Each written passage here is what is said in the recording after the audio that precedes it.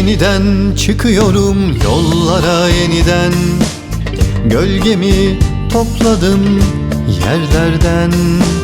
Bir körpe bulut çeldi aklımı.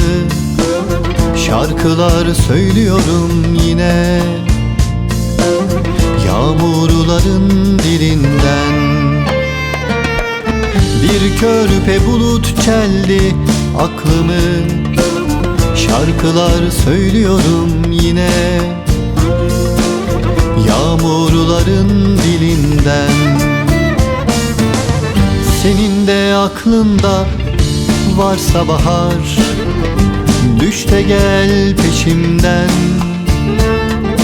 Bekledikçe çürür daldanar, kurtul artık kendinden. Çiçek olana kadar yeniden çıkıyorum yollara yeniden. Gölgemi topladım yerlerden. Bir körpe bulut çeldi aklımı. Şarkılar söylüyorum yine, yağmurların dilinden.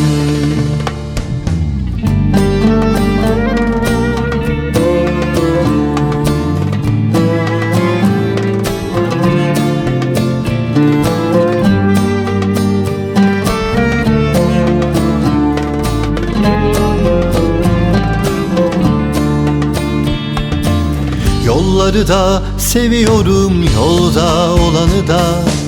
Beklentim yok ki ölümden.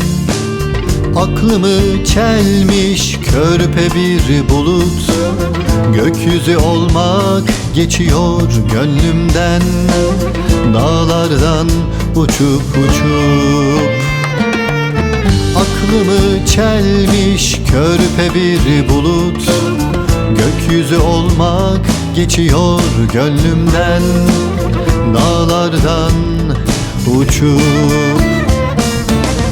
Senin de gönlünde varsa yıldızlar, al da gel renkleri çiçeklerden.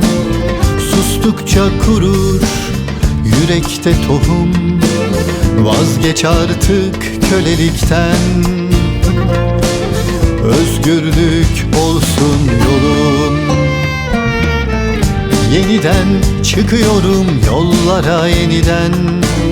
Gölgemi topladım yerlerden. Bir körpe bulut çeldi aklımı. Şarkılar söylüyorum yine, yağmurların dilinden. Bir körpe bulut çeldi aklımı.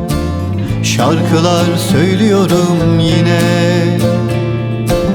yağmurların dilinden.